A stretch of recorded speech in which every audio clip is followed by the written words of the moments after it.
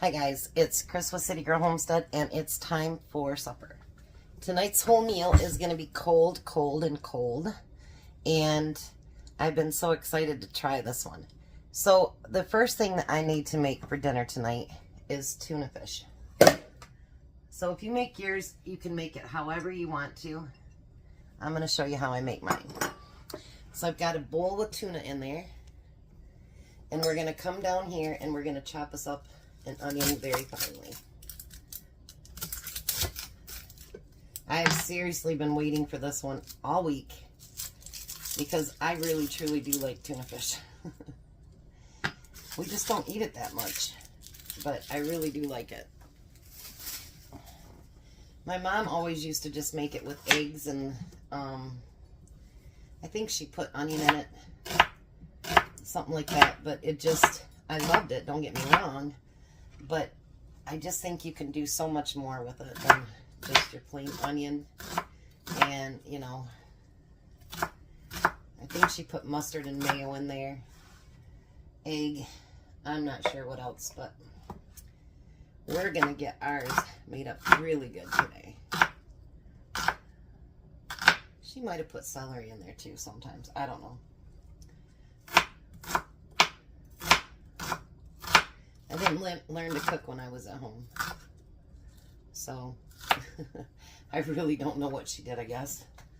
So we're going to put all that onion in there, and then I'm going to take some celery stalks, just one. I'm going to cut that one piece off there, that one too.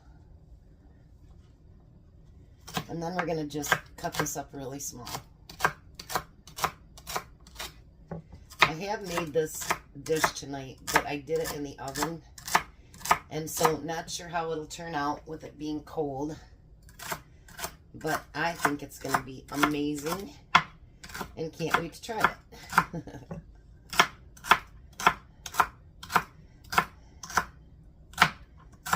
Alrighty.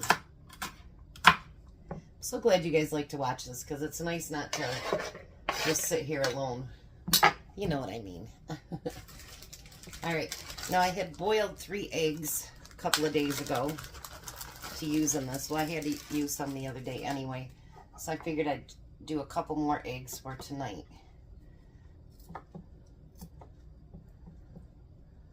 So we're going to get those diced up to go in there as well.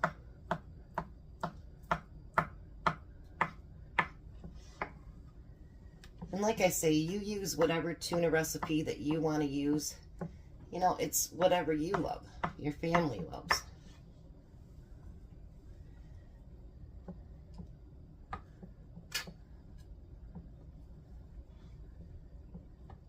think I'm going to start eating more eggs, even though the prices are going up again, because of the high protein content. And you know what? An egg really is kind of filling when you do a boiled egg. I'm going to start sending some with Tom to work too.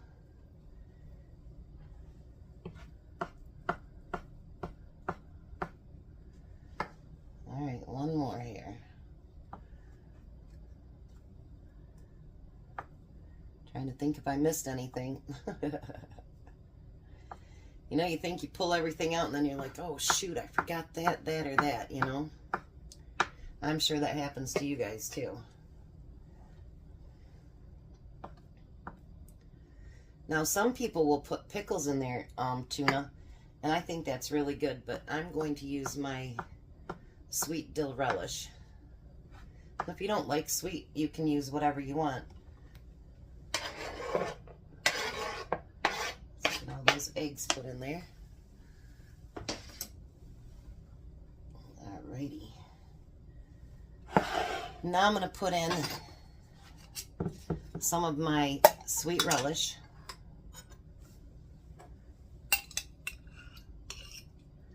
I'm going to use a nice couple big tablespoons full, because we happen to like the flavor of my relish.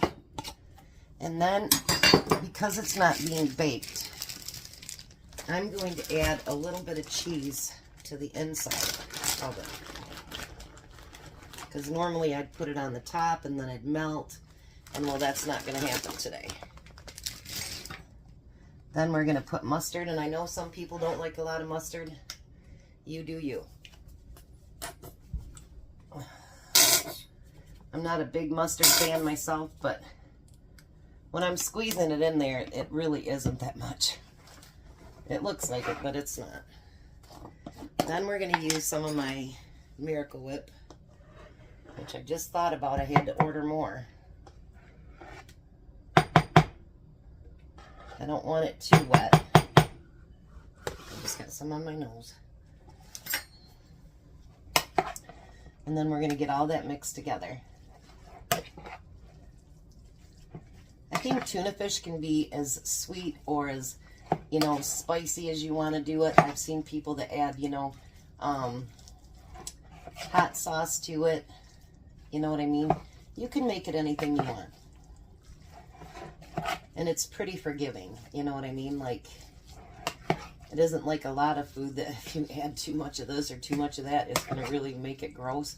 Because I think tuna kind of absorbs it all. Whoops. Kind of absorbs it all and makes it just absolutely delicious. Now, I drain mine really good, my tuna. And then I actually even squeeze it out because I don't want all the water from my tuna in there.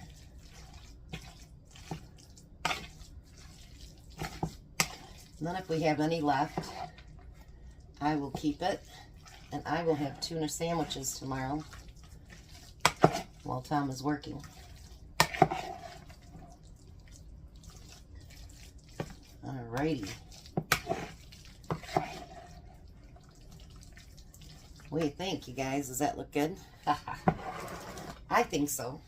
Alright, so now the next thing we're going to do is we're going to take a nice tomato like this, and we're going to cut just that top off. And then I'm going to use this. Whoops. I want to use a small spoon, sorry. And I'm going to take the guts out of that tomato. And this will be perfect when it comes tomato season.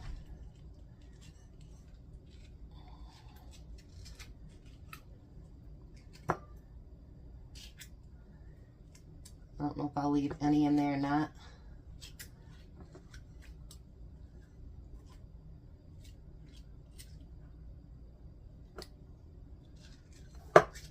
You can make it as thin or as thick as you want, but because I'm making this an entire meal, I don't want to make the tomato too thin because then it's like, you know what I mean, you don't have anything to grab onto. So then I'm going to take that tuna fish and I'm going to stuff right down into that tomato. Make sure I got it stuffed all the way down in there.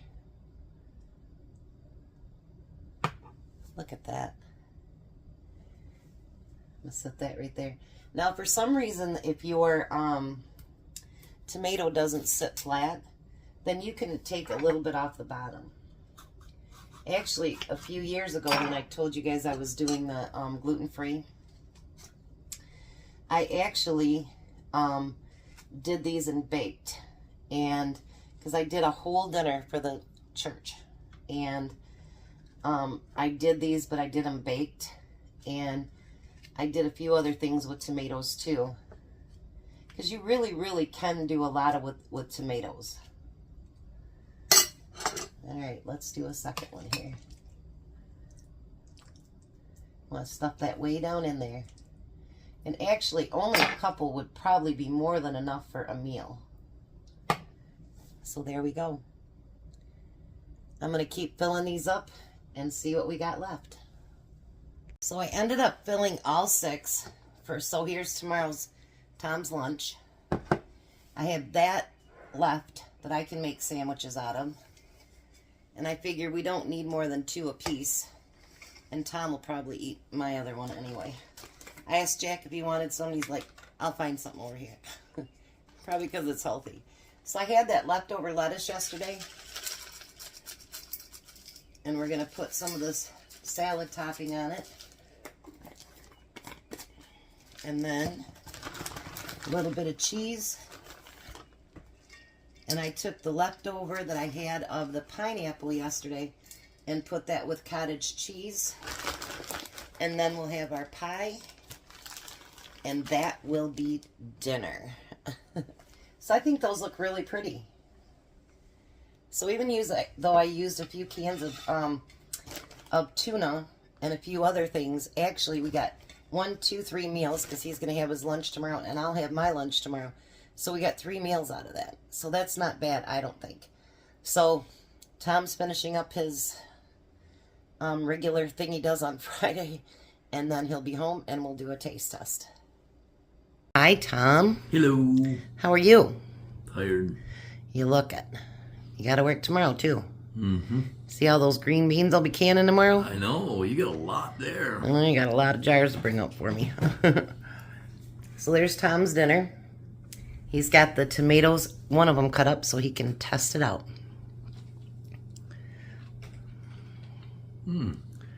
Delicious. It's really good, isn't it? Mm-hmm. Nice and refreshing. Last time we had it, they were baked, but I think I kind of like the Cold one? cold one better. I think I do too. And then I used the leftover lettuce from yesterday, made a salad, and the leftover pineapple, and did pineapple and cottage cheese, and then you have your pie. So what do you think? I think it's delicious. So this is the last day of summer cooking. Did you like it? Mm-hmm. Me too. Tomorrow's going to be a super, super, super, super easy something, but something I've been craving for a long time. So, yeah. So I'm going to let you eat because you got to get to bed in about an hour. No. You got lots of jars to bring up and canners to get out. I'll be popping green beans all night till it's time to go to bed. So you guys have a blessed night. Be a blessing, and goodbye, Tom. Bye, Tom. You guys have a great night.